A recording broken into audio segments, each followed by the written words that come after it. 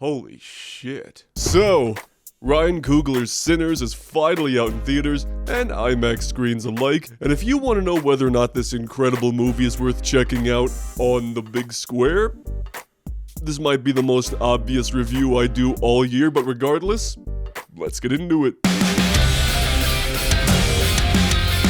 Hello friends, and welcome back to the Brockopp side. And just on a quick little side note here, I've been looking forward to this movie for quite a while now because, you know, it's Ryan Coogler, it's vampires, it's IMAX, it's all kinds of amazing stuff. But one thing that made everything even better was the fact that my local AMC was selling the freaking Sinners popcorn buckets. Yeah, I was not expecting that, so it's always good to add another one of these to the collection. You know, pretty much every movie that ever gets a popcorn bucket ends up being really good. Most movies that get popcorn buckets end up being really good. But anyway, chances are I'm not the only one out there that's seen this movie, so I'd love to hear your thoughts about this movie down below. Did you like it? Did you dislike it? Did you have certain thoughts about Haley Steinfeld being a vampire in this movie too? This is a safe space, you can tell me. To begin with, Sinners was shot on the IMAX MSM 9802, which essentially is an actual, proper, real IMAX film camera. Think Dark Knight trilogy, think every Chris Nolan movie, that kind of IMAX. Oh yeah! The movie is also presented in 1:90 aspect ratio for digital IMAX, 1:43 for 70mm IMAX, and the rest of the movie is shown in 2.76. Oh yes! It's always nice when we get that one movie every year that's shot with proper IMAX cameras on IMAX film and just takes full advantage of the format. We don't get a lot of that because, well, IMAX, legit IMAX, is a very expensive format to shoot on, and whenever it does get used, it is usually used so damn well, and this movie is no exception. There are so many moments here that I could just sit here and drool about all day, but you know what? We'll be here for hours, and it'll keep you from seeing the movie, and that's not good. I mean, the fact the whole movie was shot on film alone just makes everything feel so more authentic, and like so much more care was brought into the movie because, well, with film, you kinda need to be a little more careful with the lighting and the composition and everything like that. And not only are the IMAX scenes in this movie used to, you know, get some really cool establishing shots of different settings and things like that, kind of standard stuff, but then there are so many excellent moments that were used exclusively in IMAX, some of which where the aspect ratio just straight up changes as the scene progresses, which I don't know about you guys, but I love a good aspect ratio change. And one of the recurring elements in this movie is blues music and just creating music that is just so damn good and powerful.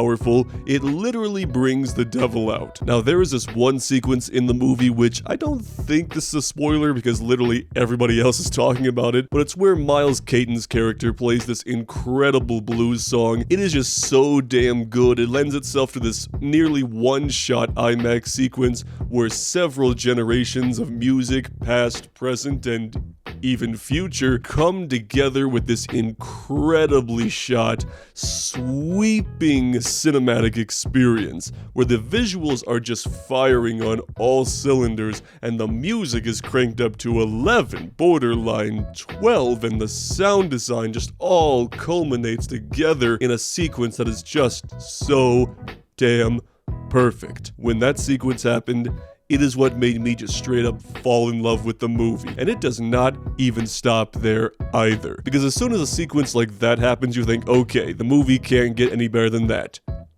Wrong. There are several other really great IMAX sequences throughout the entire movie that just show up at the right time to make you think, oh wow, this movie is just gonna keep going, and it's gonna keep getting better and better.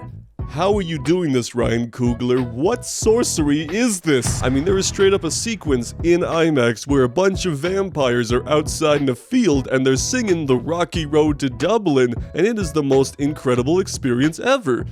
You know, next to the other one I just described. And that's easy enough to transition just right into Ludwig Göransson's incredible score. Like, this man does not give you bad scores. He is going to deliver something amazing every time. And this movie, might just be his best work yet, maybe ever.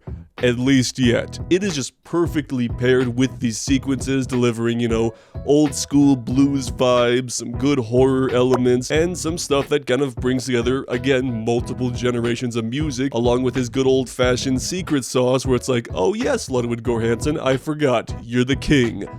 Never change. Make a million more soundtracks. I need this one on vinyl like yesterday. Now that was a whole lot of gushing and a whole lot of drooling over the IMAX experience of this movie. The image, fantastic. The sound design, incredible. The sound system, forget about it. If you couldn't tell already, it was just so well used throughout the entire movie. There were so many sequences where, thanks to the sound design and the IMAX's sound system, where it felt like the theater was just going to start levitating at any minute. Honestly, I could just sit here and just keep gushing about every little IMAX sequence in gory detail, but you know what? That would kind of be a disservice, because of course I want you to go see this movie as soon as you can and experience it for yourself, but I don't want you to have like a perfect picture of everything you're going to witness, because you gotta experience it for yourself. Go check it out, have a little bit in mind, but also witness it for yourself. Come back here and we could talk about it. Seriously. We got a little bit more to go in this review, but seriously, just go! Just go! So before we do wrap things up here, I'm going to give you my final thoughts on the movie itself. Now, I think it's pretty obvious by now that I absolutely love the movie. It is this incredible blend of horror, blues, mythology, emotion, and just creates this incredible melting pot of culture that almost just makes you wonder why other movies get made. Michael B. Jordan is great playing twin brothers Smoke and Stack, Haley Steinfeld is incredible, and of course, we can't forget about Delroy Lindo. The man is a national treasure, and he's arguably my favorite character in the movie, just bringing that right little amount of comedic relief when necessary. And on one little side note there, one thing I really appreciate about this movie, aside from the great use of vampires and the mythology and, you know, using the classic tropes but still making it fresh and original, is the fact that they used bright red blood in the movie. Anytime a horror movie does that, I'm like, okay, brownie points. I like it. I'm not even entirely sure why. I just always like the look of bright red blood in horror movies like this, you know? Overall, Sinners is hands down the best movie of the year so far. It's gonna be tough to top it, honestly. Ryan Coogler, that man can do no wrong. I will see everything he makes from here on out. Even though I have literally seen everything he's made from here and past, but you know what I mean. As for whether or not you should check this movie out at IMAX, I'm going to say hell yes. Much like I said with my Oppenheimer review 2 years ago. If you do not see this movie in IMAX, what are you doing with your life? So those are my thoughts on Sinners and IMAX. If you want to see another IMAX review from me, I got just the thing right over here. Otherwise, we'll see you on the Brockopp side.